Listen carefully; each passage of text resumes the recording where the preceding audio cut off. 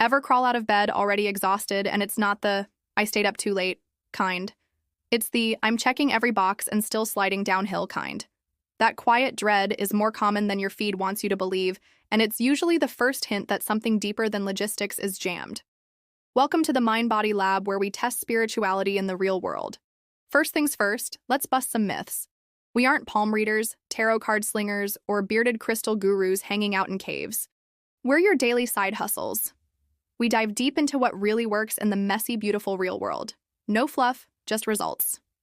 Ready to dive in? Now let's unpack this feeling of being stuck. It's a vibe we've all tapped into before. You're not alone.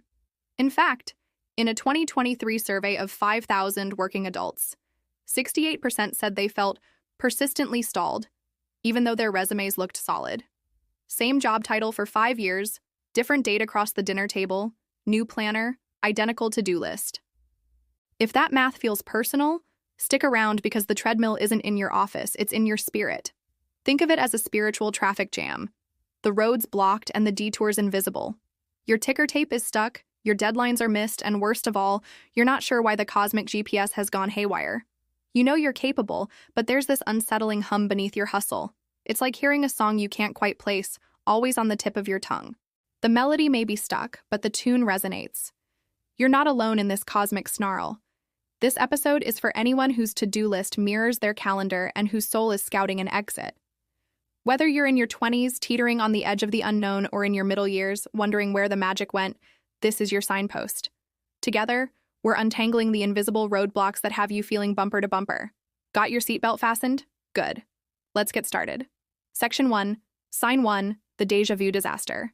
First up, déjà vu, not the French cinematic effect, but the feeling you're reliving the same situation over and over again. Say you leave a toxic relationship, and within weeks find yourself in another that seems eerily similar. Or you swear off over time, then volunteer for extra shifts while the promise is still wet. Repetition isn't bad luck, it's a quiz you haven't passed. Somewhere inside you, a lesson isn't finished. So life keeps re-enrolling you. Imagine you keep picking the same book in a library full of bestsellers. What if the answer isn't in the books you choose, but in the ones you bypass? The universe doesn't deal in coincidences. So instead of bemoaning the déjà vu, embrace it. Say it out loud. Mirror optional, and the energetic bell rings. Class dismissed. Section 2. Sign 2. Emotional numbness. Next up, numbness. You're going through the motions, showing up, checking tasks off your list, but nothing really hits. Funerals, weddings, even sunsets seem muted, like the volume's turned down on life. If emotions feel like distant echoes, it's a clear sign that your spiritual brakes are engaged. But why? Well, think of numbness as your psyche's emergency brake.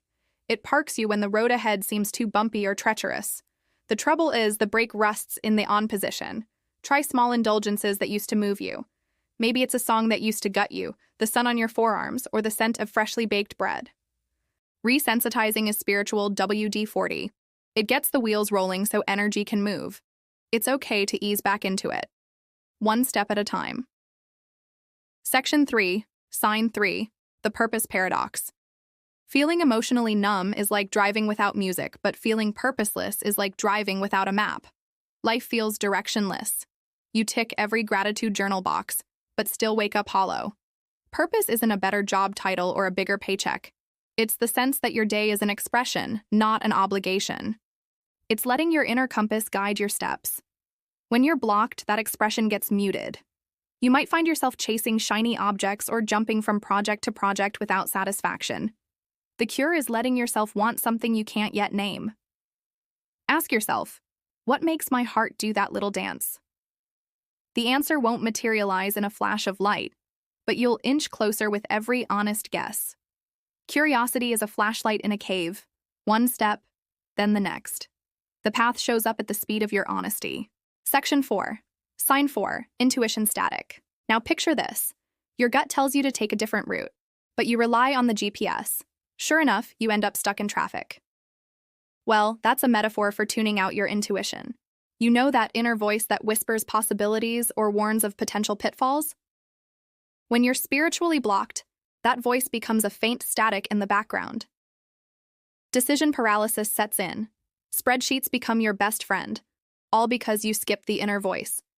To retune that frequency, do one ridiculous thing your intuition nudges today. Take the long route home, text the person who popped into your head, drink water when you're craving soda. Small yeses rebuild trust, and trust is the bandwidth clarity streams through. Section 5. Sign 5. Boundary amnesia.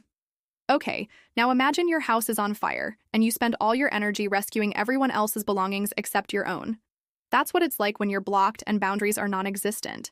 Saying yes when your whole body is screaming no is a silent killer of energy.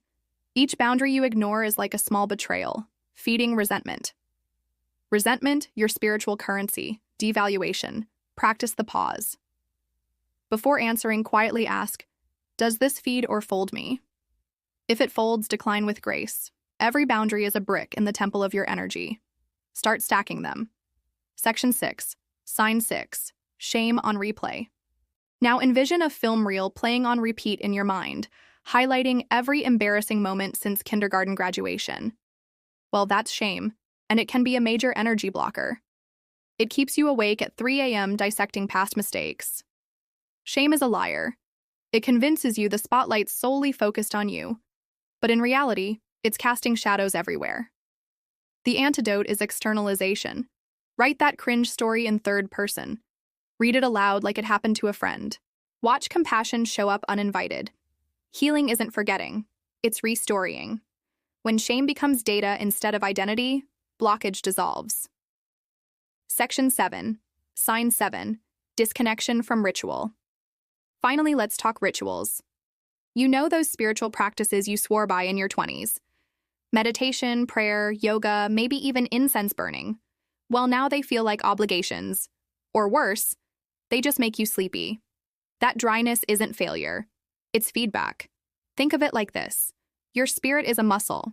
It needs the right fuel at the right time. A 20-minute cushion when you're wired and a lengthy gratitude list when you're drained.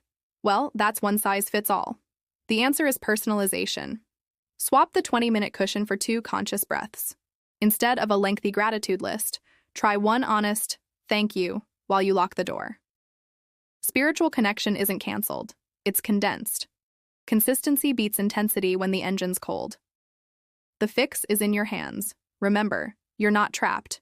You're telegraphed. The 7 signs, repetition, numbness, purpose gap, intuition static, boundary leaks, shame loops, ritual resistance, are the envelope. Open it, read the message, then burn what's false. Your next chapter isn't written with better goals. It's written with braver honesty. Speaking of honesty, did any of these signs resonate with you? Drop a comment below and let us know. We've got more episodes diving deep into these themes, so stay tuned. Also, don't forget to check out our free 5-day Unstick My Spirit workbook linked below. It's got prompts, meditations, and exercises to help you own your patterns and shift your energy. You're awesome. Thanks for watching, and we'll see you in the next video.